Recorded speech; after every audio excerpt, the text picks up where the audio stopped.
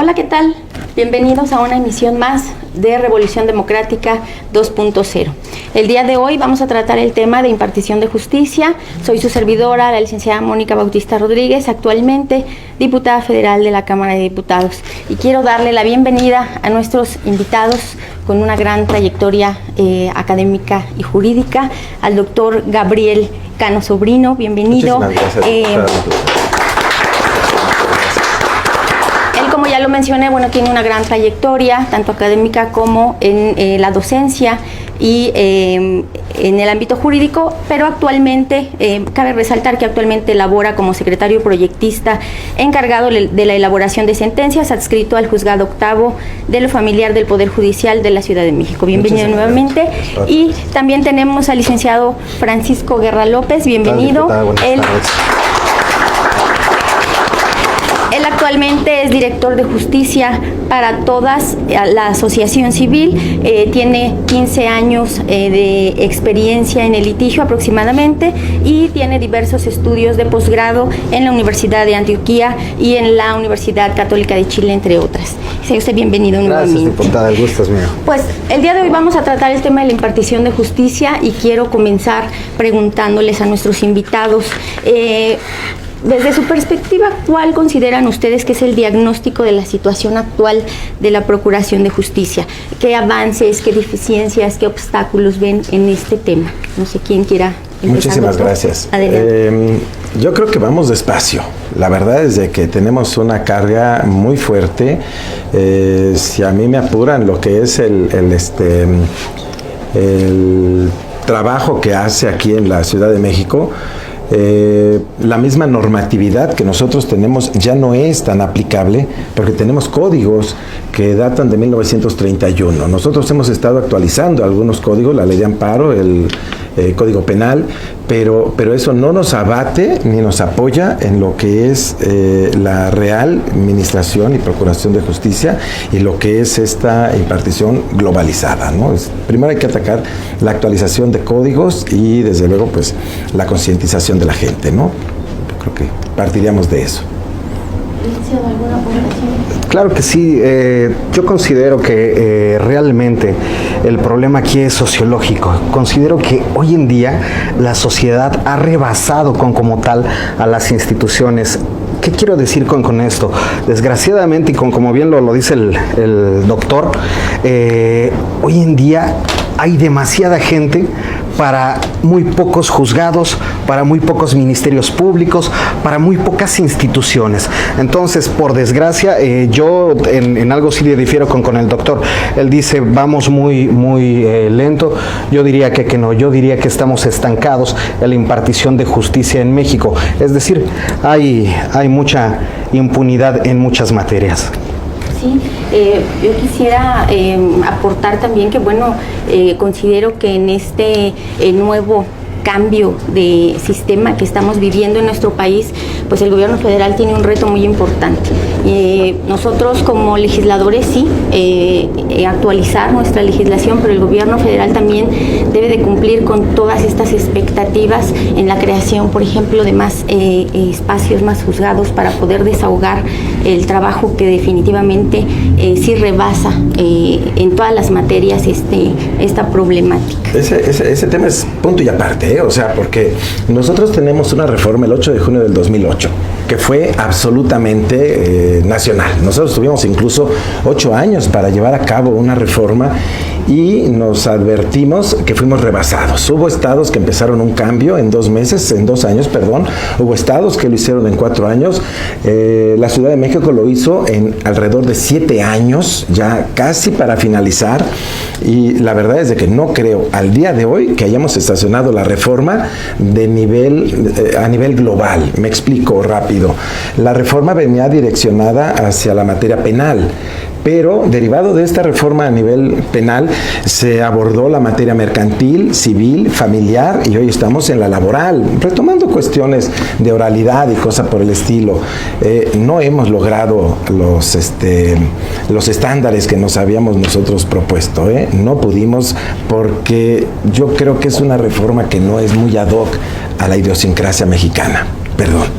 Sí, yo estoy totalmente de acuerdo con usted, inclusive lo hemos comentado, creemos que este nuevo sistema de justicia es una cuestión que pudiese aterrizarse en 2 o 3 generaciones más. Creo que nosotros como ciudadanía, como bien lo comentó el licenciado, pues no tenemos todavía el chip de cambiar por este nuevo sistema, principalmente el sistema penal, que de ser inquisitivo, pues ahora se pretende una conciliación de manera primordial, y pues nos falta todavía escuela para tener esa pues esa ideología, ¿no? Y poder aplicarlo realmente como está proyectado este sistema. Totalmente, totalmente. Aquí lo que nos ha fallado básicamente es el chip como sociedad. O sea, como no es que esté mala la reforma, no es que esté mal el nuevo sistema. Lo que está mal es que todavía seguimos siendo, la verdad, culturalmente inferiores. Todavía no nos quedamos atorados en aquella época en donde teníamos estos sistemas anteriores y pretendíamos que todo se moviera pues en un mecanismo distinto. Hoy en día considero que lo primordial es la educación, y como bien lo menciona, diputada, esto es un proyecto. O sea, no porque ahorita estemos estancados o vayamos lentos quiere decir que no va a funcionar. Considero que esto es un proyecto que tiene que ir engranando poco a poco y preparar a las generaciones futuras. Entonces no debía de ser así de abrupta la reforma como tal. La reforma debía de haber sido primero en las primarias. ¿Y cómo educamos al niño para que tenga una conciencia de conciliación, de acuerdo reparatorio, de algunas otras cosas que pudieran ser benéficas? Ahí considero que al gobierno federal, que consideró esta reforma, pues le faltó integrar dentro de ese sistema educativo. Le corrió. Exactamente. Entonces, y creo que es insisto, es un reto que actualmente también tiene el gobierno federal, y que a pesar de que mencionan demasiado que han terminado con la corrupción, pues esto no es así. Vemos en las fiscalías inclusive que la corrupción sigue dándose día a día, y también las costumbres se siguen trabajando de la misma manera, aunque el sistema es distinto. Vamos a ir a un corte, el tema está muy interesante, el debate está muy bueno. Vamos a ir a la declaración de los principios del PRD, en donde nos mencionan este tema de impartición de justicia. ¡Bravo!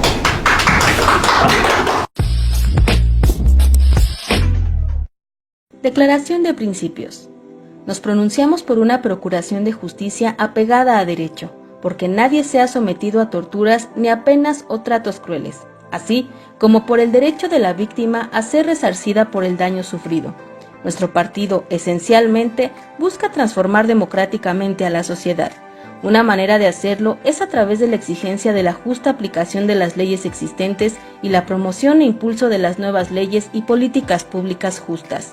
Entre otras cosas, garanticen y amplíen las libertades ciudadanas, el bienestar social, los derechos humanos y la participación política en igualdad de oportunidades entre hombres y mujeres, y buscar la modificación de las leyes injustas, utilizando para ello los mecanismos democráticos de participación política y de lucha social plasmados en nuestra Constitución, para garantizar a la militancia sus derechos y la certeza en cuanto a los procedimientos y recursos legales que se promuevan.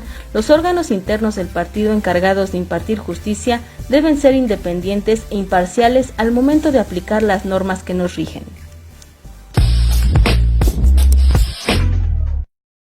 Pues regresamos después de ver la cápsula de la Declaración de Principios sobre la justa aplicación de la ley. Y aquí, doctor licenciado, surge el qué hacer. ¿Cuáles son las posibles soluciones para superar las deficiencias y obstáculos que enfrenta la impartición de justicia en México? ¿Qué podemos hacer? Antes del corte nosotros decíamos de esta reforma de gran envergadura, ¿no? Una reforma que vino a revolucionar todo el sistema jurídico mexicano. Es real, no lo digo yo, lo estamos nosotros viviendo cotidianamente. El saber qué fue lo que sucedió, cómo se impactó y cuáles son las consecuencias. Hay que hacer un balance real de cuáles son los resultados que se están arrojando hoy en día con la reforma penal, con la reforma mercantil, con la reforma civil, con la reforma familiar y con lo que viene apenas, ¿no?, en la reforma laboral. Yo creo que hay que hacer una comparativa entre lo que teníamos antes y lo que teníamos hoy. yo puedo hablar de lo mío. Yo puedo hablar de mi juzgado. Yo tengo 4,000 expedientes hoy en día en trámite. Y no cambia. No cambia. Para mí, no tengo resultados con esto que se hizo. Creamos de entrada 10 juzgados de oralidad y no hay cambio. Así es. Bueno, pues respecto de la pregunta, diputada, yo considero que la principal solución es la educación y más que nada la concientización hacia la gente. Es decir, hoy en día tenemos un problema grave porque la gente confunde o suele confundir, salvo su mejor opinión, lo que es la justicia con la legalidad y hasta, no quiero parecer fatalista, pero con la venganza. Les pongo el ejemplo rápido, ¿no? Una persona que viene manejando en la carretera, se cruza una señora por la carretera teniendo el puente peatonal arriba. De repente un conductor que lo ve, se le encuentra, no puede frenar y les da un golpe. El niño que venía pues muere, ¿no? La señora, la abuelita, agarra al niño y se queda pidiendo justicia. Quiero justicia, cuando realmente la justicia aquí sería que el señor puede vivir su proceso penal por el homicidio imprudencial del menor fuera de la cárcel. Aquí la pregunta, ¿realmente la señora quiere justicia? No, lo que quiere es venganza. Entonces, aquí deberíamos de concientizar primeramente lo que es venganza, lo que es legalidad y lo que es justicia. Conocimiento de la ley incluso, ¿no? O sea, porque para que nosotros podamos hablar de justicia necesitamos saber con qué me estoy enfrentando hoy en día. ¿Cuál era la consecuencia legal de ese actuar mío o ese dejar de actuar mío? Lo cual hoy en día es dificilísimo, ¿no? Si no tenemos ya en la secundaria las clases de ética, o sea, ¿cómo es posible que nosotros querramos conocer el Código Penal, ¿no? Yo lo vi que venden hoy en el metro el Código Penal, ya lo venden y entonces a ver si así nos culturizamos un poquito. Y que a veces creemos que porque lo leemos ya conocemos del derecho. Claro, la interpretación es otro mundo. Así es. Y la aplicación es diferente. Exacto. Y es donde también entra la preocupación, y nosotros lo hemos señalado también en la Cámara de Diputados, este problema de reasignación de recursos que impide también la profesionalización de quienes imparten justicia. El problema también es gravísimo, hay desaparición de recursos. Así es. Sí. Y que en un plan de austeridad pues están debilitando a todas las instituciones, entre ellas las que imparten justicia, y eso nos parece muy grave.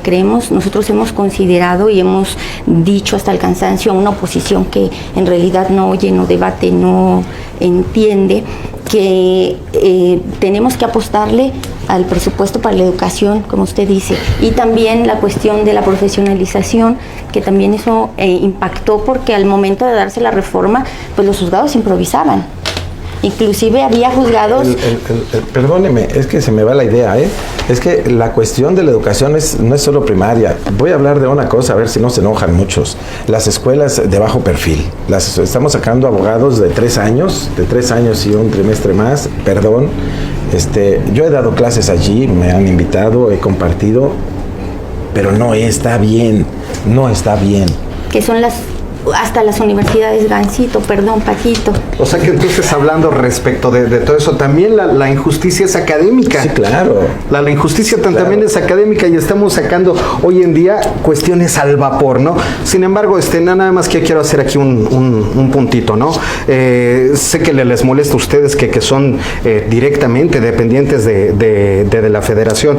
Sin embargo, la verdad es que en algunas instituciones uno pasaba y veía a uno o dos que tenían una buena plaza y todo eso, y rascándose la panza. Entonces, no todo es malo, no todo es bueno, es parte de este equilibrio y es parte de esta valoración para poder emitir ¿Sí se siente ese cambio? ¿Sí ha habido una equidad? Yo creo que desde afuera, tal vez los que estamos adentro no. Yo creo que sí ha habido un cambio. Yo creo que sí ha habido un cambio. Sin embargo, ese cambio no no es tan palpable. Insisto, estamos hablando de la justicia, entonces sería injusto en este momento vertir una opinión al vapor, así como hay abogados al vapor, hay escuelas al vapor, no puedo vertir en este, sí, claro, no puedo invertir de lo que estoy mencionando una opinión al vapor. Lo único que le puedo decir, doctor, es que en mi casa, que es su casa, cuando me quiero bañar y abro el agua caliente, no sale caliente luego, doctor. Tiene un proceso en que sale fría, se pone tibia y empieza a ser caliente. Muy probablemente necesito una eléctrica. Esa sale más rápido, con la eléctrica sale más rápido. No tiene que ser de gas, necesariamente. Yo creo que aquí, son muchos temas que tendríamos que abordar y que es un todo el que se tiene que ir transformando para poder realmente hablar de una verdadera impartición de justicia, y que creo que todos debemos de contribuir desde donde estemos para que esto pueda Lo que pasa transformarse. Es que en esto, diputada, no toda la gente tiene esa capacidad o quiere entrarle realmente a la justicia.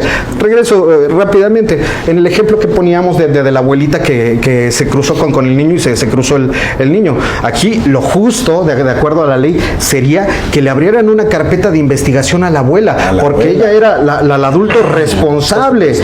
Entonces ella tuvo la decisión para subirse por el puente, pero no, tomó la otra. Entonces aquí, si quieren justicia, no creo que sería lo mejor para la abuela, lo que decía. Por eso existen los dichos mexicanos: hágase la voluntad del Señor en los animales de mi compadre. Sí, claro. Muy interesante la plática respecto al tema de impartición de justicia. Vamos a una cápsula nuevamente, la cultura política, con el doctor Manuel Cifuentes, y regresamos. Buenas tardes a todos y a todos. Estamos aquí en la librería Ágora del Partido de la Revolución Democrática en su programa Revolución Democrática 2.0. Estamos, como cada semana, en la cápsula de cultura política. ¿Y qué creen ustedes, amigas y amigos?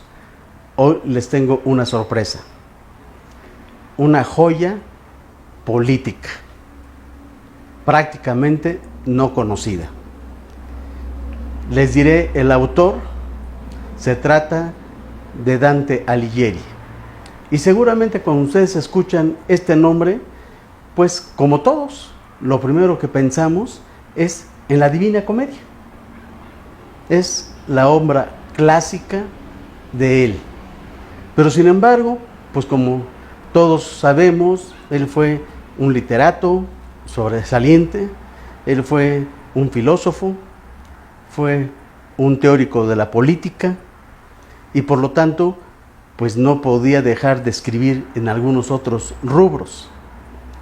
Y les quiero comentar de que hay una obra importantísima de él, que es La Monarquía.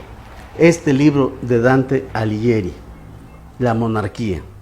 Les comento que este libro, realmente Dante lo escribió, según los datos que nos han llegado sobre la misma, entre 1300 y 1313. Pero en una obra tan importante y en aquellos tiempos, y por la tesis que maneja, pues no fácilmente iba a ser divulgada. Y este libro realmente sale a la luz hasta 1559. Es decir, estamos hablando 250 años después de que fue escrita. Ve la luz pública, pero genera una gran polémica, porque si bien es cierto que algunos la vieron con buenos ojos, otros no tanto, y sobre todo en la gente que se desenvolvía en el ramo de la iglesia. Y les diré que pues ahí estuvo entre los libros prohibidos. Recientemente se ha reeditado, y digo recientemente, me estoy hablando del siglo XX, ¿verdad? Y si ustedes quisieran buscarlo en las librerías, pues casi me atrevería a asegurar de que no lo van a encontrar, o difícilmente encontrarán por ahí alguna edición de este libro de Dante Alighieri. Pero aquí, en el Partido de la Revolución Democrática, aquí lo hemos editado para todos ustedes. Aquí sí lo van a encontrar en la librería Ágora y estará totalmente a su disposición y de manera gratuita para que lo lean. Es un libro que yo les recomiendo mucho. ¿Por qué? Por lo siguiente. Dante sostiene de que realmente por don divino, por gracia divina, se crean dos grandes poderes. Uno, el de la Iglesia, comandado por el Papa, y es quien se encarga de gobernar las conciencias a través de la religión, pero que también se instituye otro poder, que es el poder civil, y que ese está encomendado a los gobiernos civiles, en aquellos entonces a los emperadores, a los reyes, ¿verdad? Conducir a la sociedad. Y aquí viene lo interesante.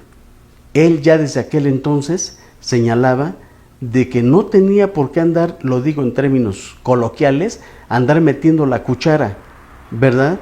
El poder que en un momento ejercía el Papa, es decir, el poder eclesiástico, en los temas civiles, en los temas de gobierno. Así como que tampoco el poder civil, el poder político, tenía por qué andarlo haciendo en los temas religiosos. Luego entonces hay que destacar de que la tesis, la teoría de la separación de poderes entre el poder del divino, el poder de Dios, el poder de la Iglesia y el poder civil, que es el gobierno de la sociedad, deben estar totalmente separados. Como verán, la teoría viene desde aquellos entonces. Aquí es donde encontramos sus primeras raíces y por lo tanto un análisis hecho desde el punto de vista filosófico. Y reitero, Dante sostiene esta tesis y es un libro no conocido, por lo tanto, en estos tiempos que es una teoría todavía vigente, una tesis que todavía traemos a flor de boca, ¿verdad? Tanto en quienes estamos interesados en los gobiernos, en la sociedad civil, y quienes están también interesados en los temas de la Iglesia, pues yo diría que están obligados para poder tener un mayor sustento en sus tesis, están obligados a leer a Dante Alighieri. Es el libro que yo les recomiendo en esta ocasión y muchas gracias. Regresamos al programa Democracia, Revolución Democrática. Eso lo repetimos, ¿no? Continuamos, regresamos al programa.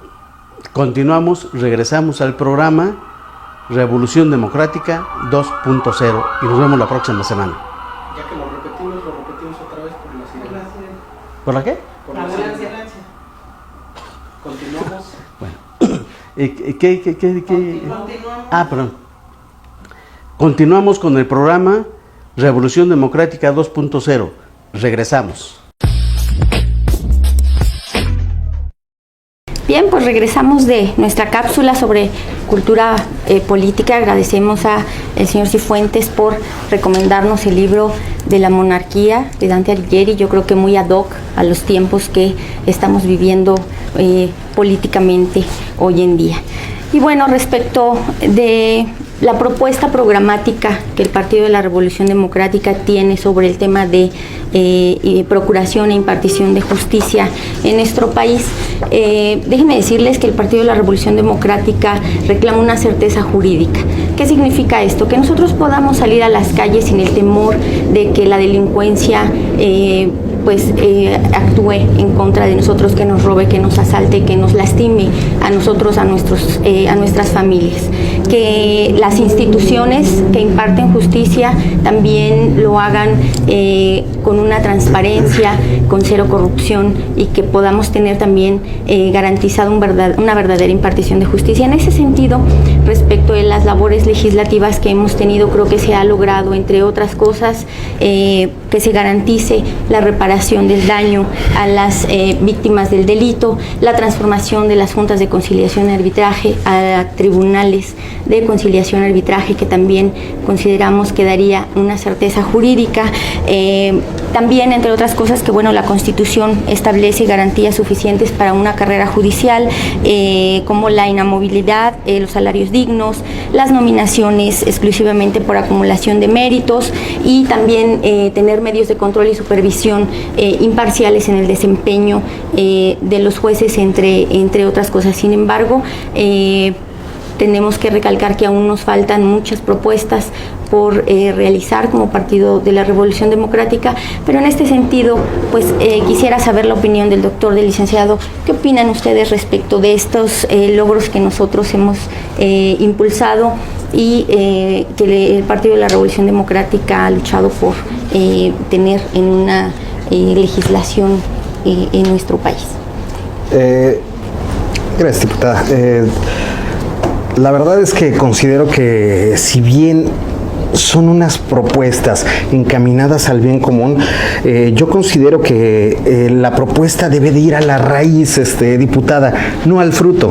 Es decir, el fruto es la consecuencia ya de todo el proceso que tuvo ese árbol y que dio un fruto. No, debe de ir a la raíz, y la raíz realmente es esa educación. Nos hace falta mucho legislar respecto de la educación, y por desgracia no. Queremos atender los problemas terminales. Es decir, considero que la propuesta no debe de ser reparatoria, sino debe de ser preventiva.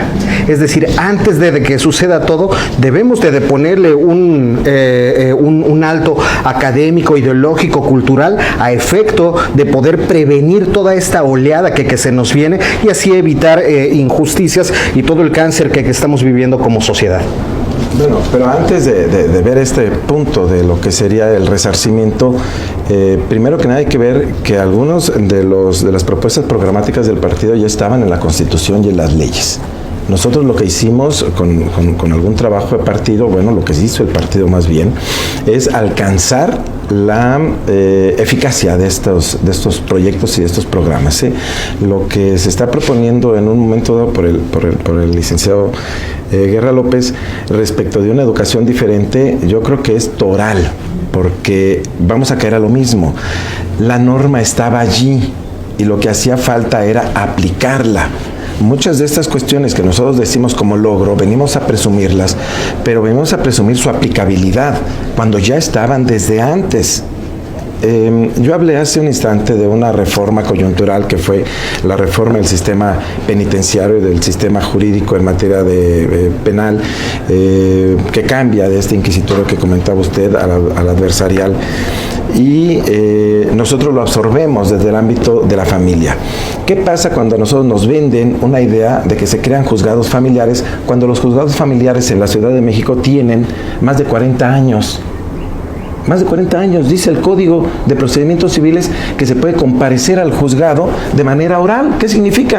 Que los juzgados orales ya existían, solo faltaba aplicarlos. De ahí viene un poquito la educación, de ahí viene un poquito estas propuestas, porque las propuestas a veces no se estacionan para rescatar lo que ya existe, sino como algo novedoso. Vamos a traer a colación algo que yo inventé. No, pero no es lo que yo inventé, hay que rescatar lo que ya existe. El Código de Procedimientos Civiles dice que se puede comparecer al juzgado de manera oral. ¿Qué se hace? Se ha venido haciendo durante 40 años. Pero teníamos que crear un juzgado de oralidad para hacer un boom. ¿Quién sabe si era necesario?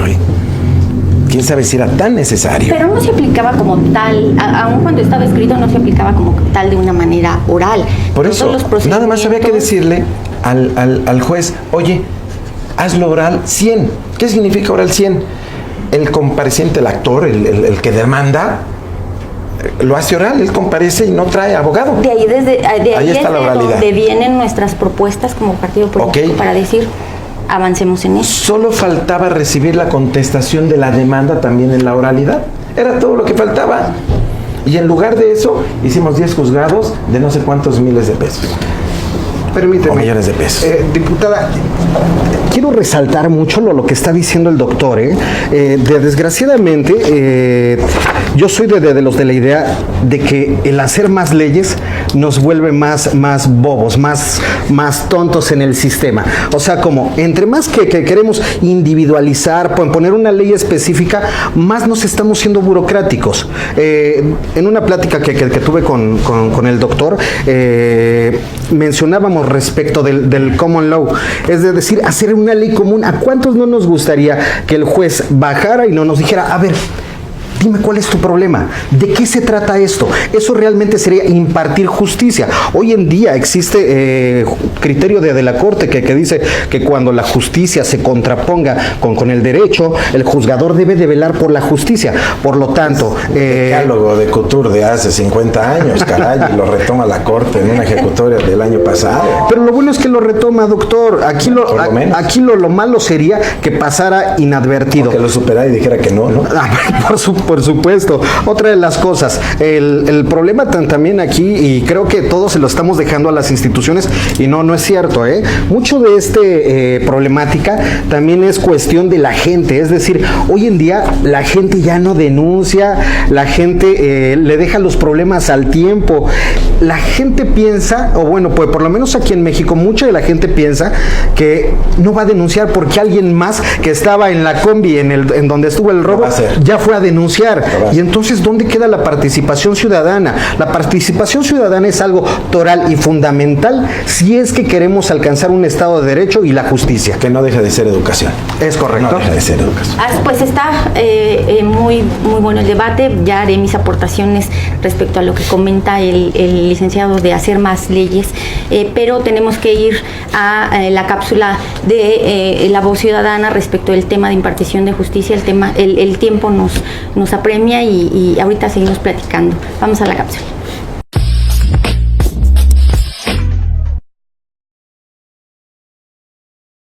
Que no es del todo confiable.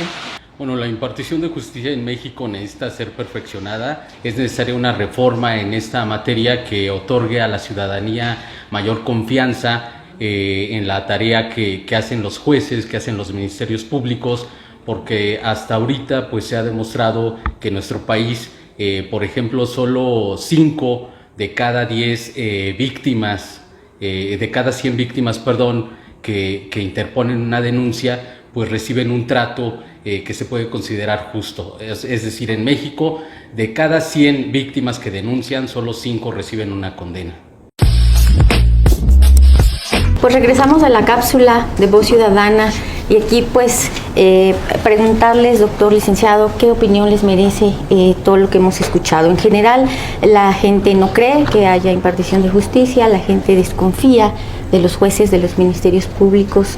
Aquí que podríamos nosotros señalar, inclusive, licenciado, en los términos que ocupa la gente, que hace un rato señalábamos la cuestión de la legalidad, la cuestión de la justicia, la cuestión de la sensibilidad, pero al mismo tiempo que apliquen la ley de manera ética. Entonces, ¿qué opinión les merecen todos estos comentarios de la gente? Yo oigo mucho la crítica hacia los impartidores de justicia y en su caso a los ministerios públicos, los que son también procuradores.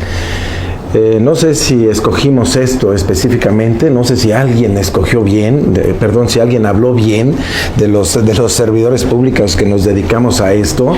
Qué pena de verdad que tengamos este porcentaje de 0 de los impartidores.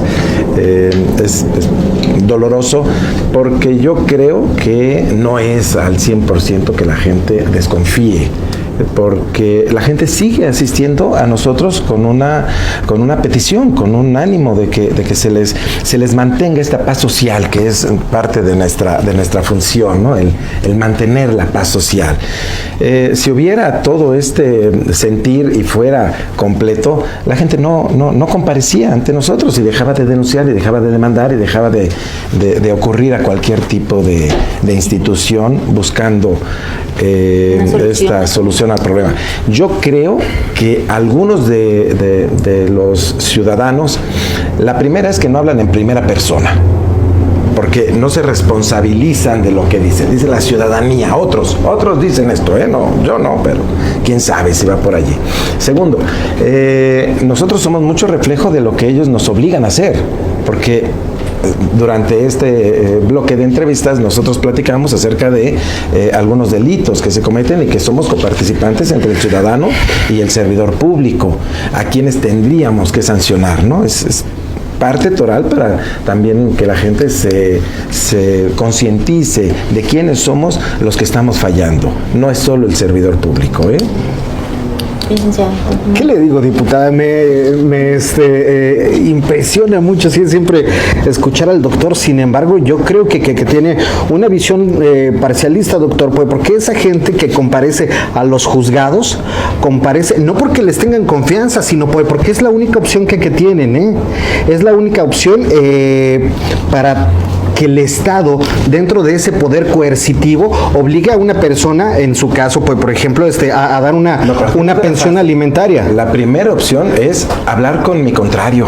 No, totalmente. O sea, me queda claro de que entonces no confío en mí mismo. Doctor, pero si usted lo acaba de decir, no tenemos ni siquiera la cultura para hacernos responsable de nuestra opinión, pues mucho menos vamos a tener la cultura para hacerlo así. Por eso es que acudimos a las instituciones como donde usted trabaja. Entonces, ¿no confían o nos hacen desconfiando? No. Ahí también considero que hay un vacío legal. Es de decir, solamente dicen no confiamos, pero no dicen por qué, caray. Entonces, eso es una parte importante donde rascar. Punto número 2, ¿no? El juez debe de actuar no aunado a la legalidad. Escuchaba dentro de una de estas opiniones que dice que debe de actuar conforme a la legalidad. No es cierto. A nosotros los ciudadanos, bueno, pues por lo menos a muchos no nos gusta la legalidad, nos gusta la justicia. Por ejemplo, ¿no? ¿A quién le gusta pagar la tenencia? Espérenme, es legal.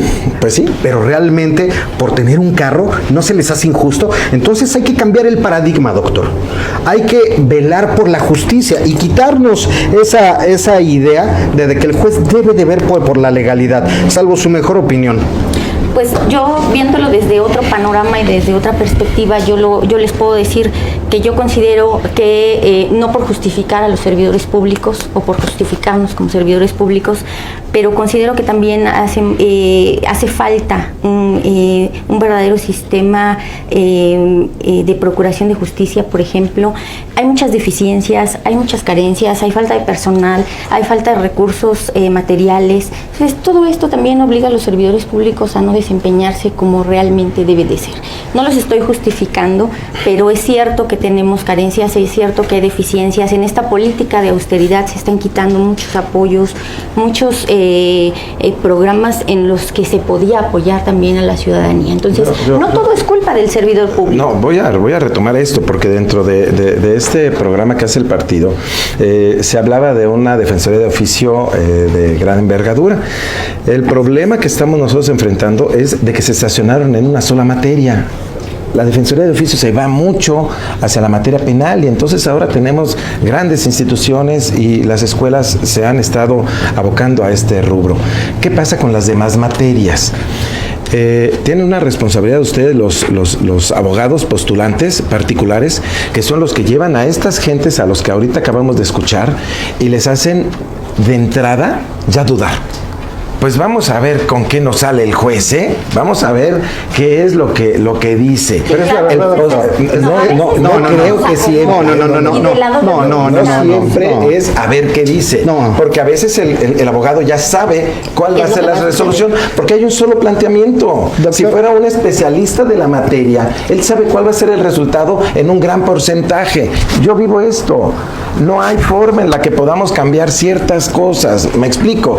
Hay una solicitud de divorcio, de modo de que no se dé, porque la reforma esta del divorcio del 2008, del 3 de octubre del 2008, pues nos da el divorcio que llaman automático, así, express. Entonces, llega el momento en el que el postulante dice, a ver si nos conceden esto, vamos a inyectarle un poco para que nos den, y no es cierto.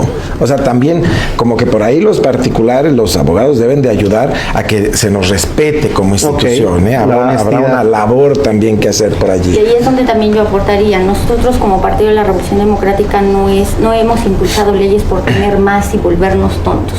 Hemos sido impulsores de leyes que nosotros consideramos que van ad hoc a las circunstancias actuales. Tenemos muchas leyes muy antiguas, muy obsoletas, que lo que tendríamos que hacer sería depurar. Sí, claro. Para poder entonces ajustar las leyes que nosotros proponemos a la realidad actual. De nada sirve tener... Pero sí es agresivo que se saque una ley para pasear al perrito, ¿eh? Yo creo que es agresivo porque eso es cultura, por el amor de Dios. Vayan con su perrito y vayan con su bolsa y sean responsables. O sea, no debía de haber esa ley. Totalmente de acuerdo. No debe de existir. Pero entonces yo creo que diputada, yo creo que entonces lo que tendrían que proponer es que vuelva la clase de civismo a las escuelas. Nosotros lo hemos propuesto, pero la mayoría que hoy en día está en la Cámara de Diputados no nos permite dar esos avances, esas propuestas. Nosotros queremos coadyuvar a que podamos avanzar, pero desafortunadamente están en un perfil, están en una instrucción de su presidente de la República. Totalmente. Y eso nos ha atado de manos para poder nosotros proponer cosas tan necesarias hoy en día. Está interesantísimo este tema, creo que nos falta mucho que abordar, pero desafortunadamente por el tiempo tenemos que ir a la cápsula de propuesta ciudadana acerca de este tema de impartición de justicia. Vamos a ver con qué sale, ¿no?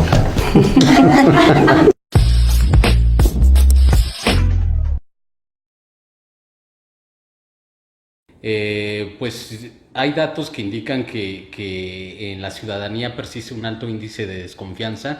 En lo personal creo que hace falta muchísimo por avanzar en esta tarea y la confianza de la ciudadanía solo será plena, solo será total si los jueces y los ministerios públicos se adecúan o se apegan estrictamente a su labor profesional.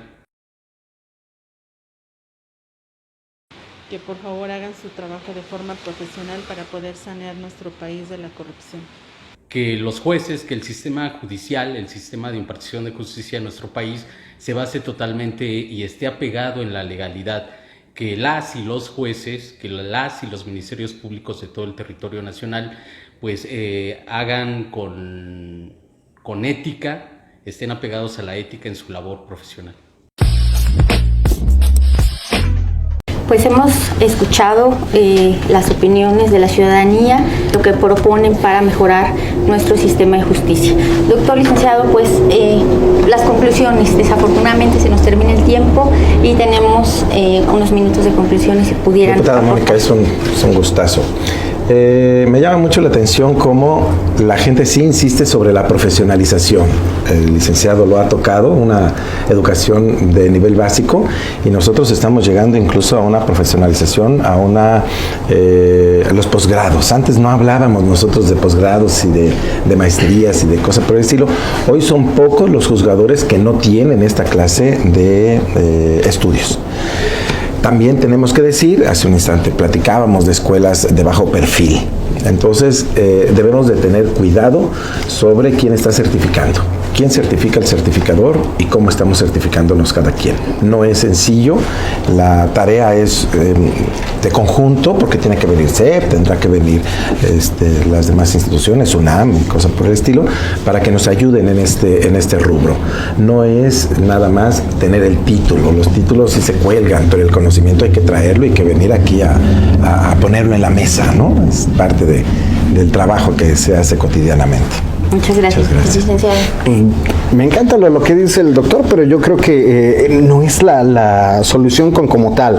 En mi opinión, hay que meterle educación, pero enfocada a los valores. Es decir, hoy en día conozco muchos profesionistas que son muy poco de fiar, y conozco mucha gente que es bien humilde y tiene un trabajo muy decente, y son personas de una alta confiabilidad. Bueno, pero la educación no va de la mano con la ética, ¿eh? La ética es una cosa y la educación es otra. Sí, no claro. Bueno, a veces se juntan, qué bueno que se juntan. Estamos hablando respecto de la justicia, doctor, por favor. La justicia depende de valores, sí, claro. y de esos valores son de los que hay que permear a la sociedad para que tengan esa confianza en los jueces. Sí, qué bueno que así fuera. No, es que así debe de ser. Exactamente, esa es la propuesta, ese es el cambio, doctor. Sí, porque si no, ética más conocimiento, porque si no seguimos teniendo a muchos cuates muy preparados que tenemos duda de su impartición, ¿no?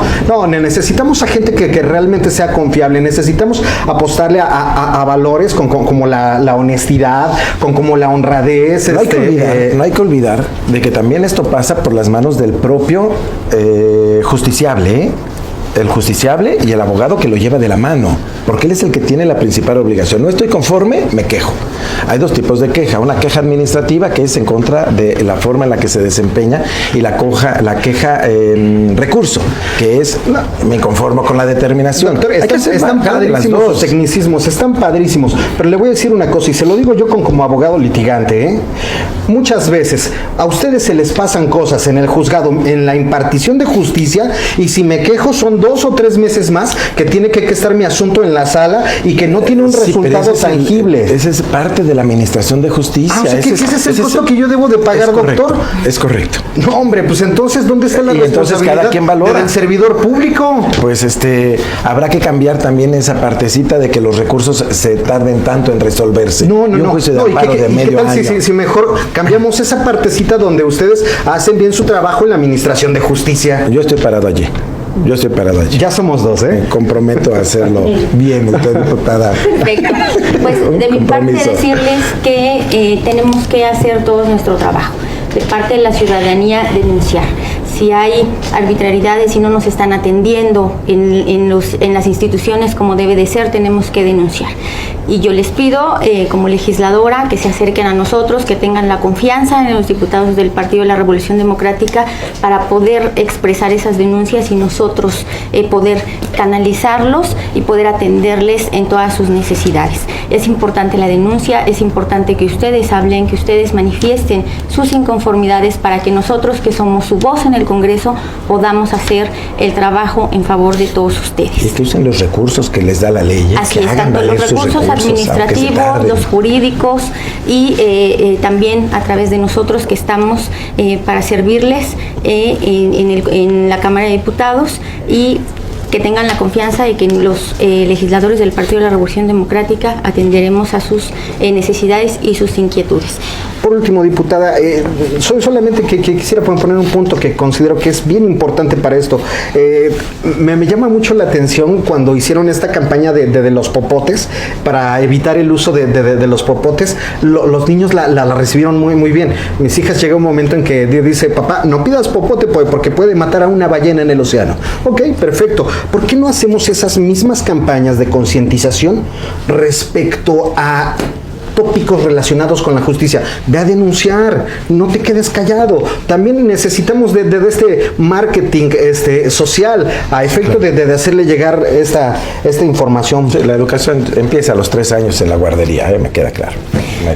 pues muy interesante todos los comentarios que han realizado nuestros invitados. Agradecer nuevamente, doctor Gabriel Cano, por acompañarnos. Licenciado Francisco Guerra, muchísimas gracias por estar con nosotros. Recomendarles, por favor, que viertan sus opiniones en la página de Revolución Democrática 2.0. Síganos, por favor, en las redes sociales. Es importante escuchar sus puntos de vista, algún tema que quieran proponer para poder trabajarlo aquí con todos ustedes. Muchísimas gracias por acompañarnos. Yo soy la diputada Mónica Bautista Rodríguez, servidora. Estoy a la orden en el Congreso de la Unión para escuchar todas sus necesidades y pues muchas gracias por acompañarnos en una emisión más de Revolución Democrática.